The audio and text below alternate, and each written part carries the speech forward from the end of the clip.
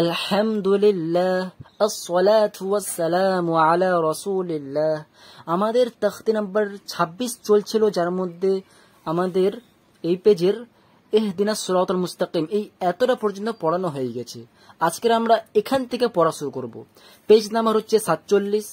ঠিক আছে, তাহলে চলুন পড়াটা শুরু করা যাক। আউযু বিল্লাহি মিনাশ শাইতানির রাজিম, বিসমিল্লাহির রহমানির রহিম। লাম আলিফ জবর লা, তা হা জবর হায় সাকিন আছে, তো হাটা এই তায়ের সঙ্গে যুক্ত হবে। তা হা জবর তাহ, লা তাহ। মিম জের মি, লাম পেশ লু, মিলু।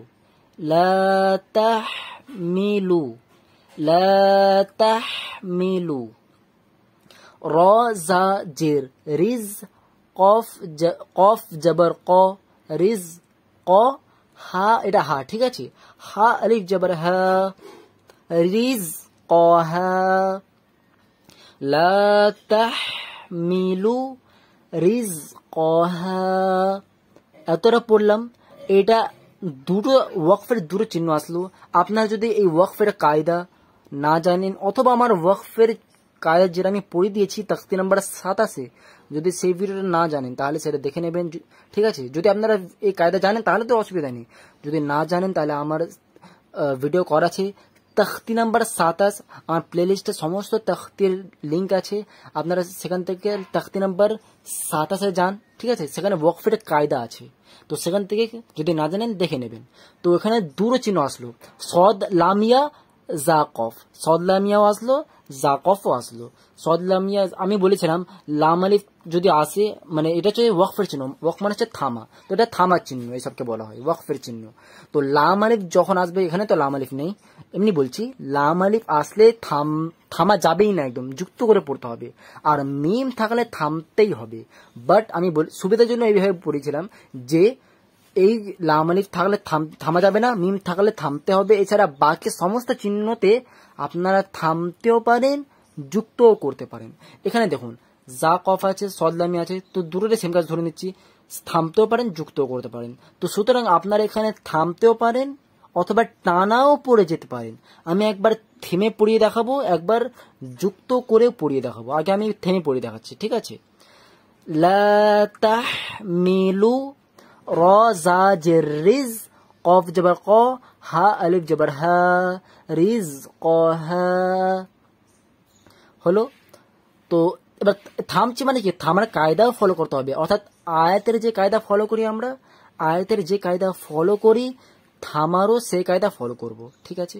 আচ্ছা, থামার কায়দাটা আমি আয়াতের তখতি নাম্বার 17 ঠিক মনে পড়ছে না, আয়াতের নিয়মা বলি। আমার এইটাও ভিডিও বানানো আছে, যদি আপনারা আয়াতের বা থামার কায়দা না জানেন সেই ভিডিওটা দেখে নেবেন। ঠিক আছে, এবার বলি আমি এখানে যে হালকা করে এখানে মনে করে দিচ্ছি, আয়াতের বা থামার আগের অক্ষরে জবর জের পেশ, দু জবর দুই পেশ সব উঠে যায়। ঠিক আছে, আর সেই অক্ষরটা তার আগের অক্ষরের সঙ্গে যুক্ত হয়ে যায়।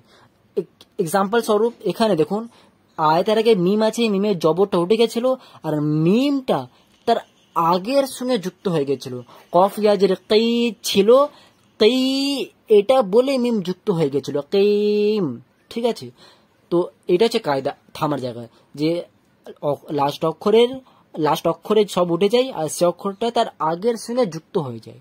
এখানেও তাই কায়দা ফলো করবো। এবার দেখুন এখানে আয়াতের আগে তো আলিফ আছে, আপনারা ভাবছেন আয়াতের আগের অক্ষরটা হচ্ছে লাস্ট অক্ষর, না, মানে যেখানে থামছি থামার আগের অক্ষরটা লাস্ট অক্ষর, না না না, ভালো করে শুনুন। লাস্ট অক্ষর কাকে বলে?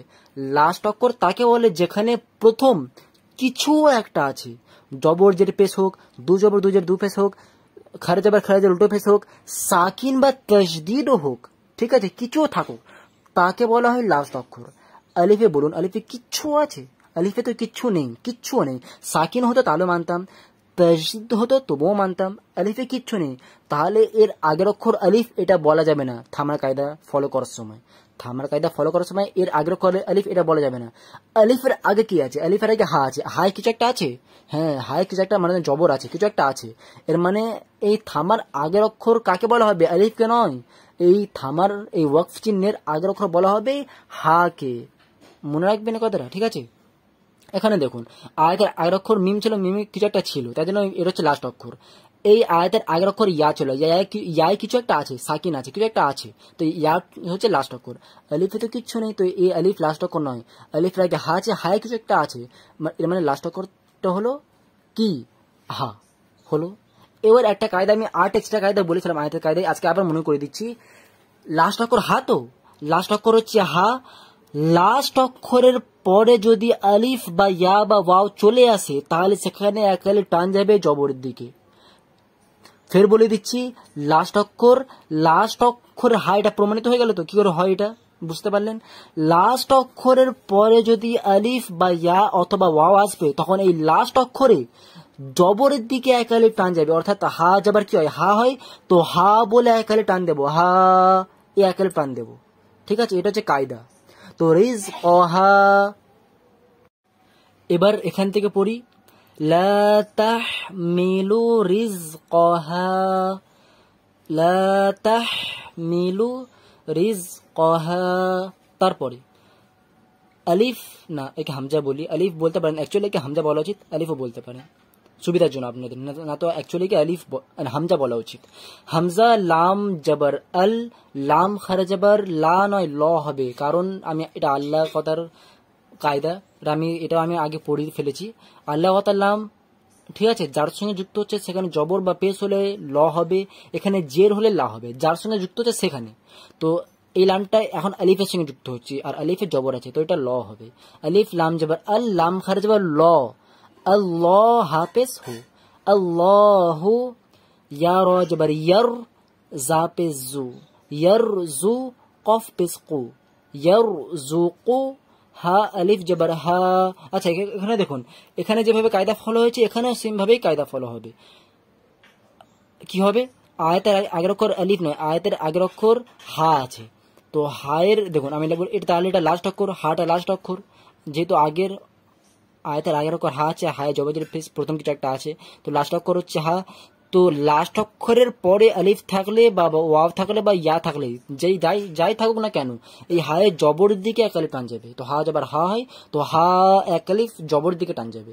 ইয়ারযুকুহা, আল্লাহু ইয়ারযুকুহা, লা তাহমিলু রিজকহা, আল্লাহু ইয়ারযুকুহা, লা তাহমিলু রিজকহা, আল্লাহু ইয়ারযুকুহা। আজকের এতটাই থাক।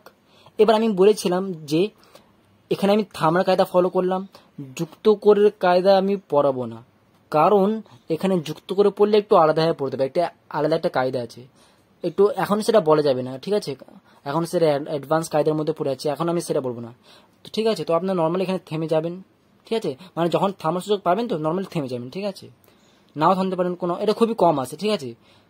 তো এই কায়দাটা আমি পরবর্তীকালে বলবো, ঠিক আছে। আপনারা যদি জানতে চান যে এখানে আমি কেন যুক্ত করে পড়িনি, ঠিক আছে, কারণটা কি, যদি জানতে চান তাহলে আমাকে কমেন্ট করবেন, আমি তাহলে ইনশাআল্লাহ ভিডিও বানিয়ে দেবো, ঠিক আছে। তো এতটা থাক, কোনো প্রকার ডাউট থাকলে অবশ্যই কমেন্টে জিজ্ঞাসা করবেন। ওয়াসসালাম।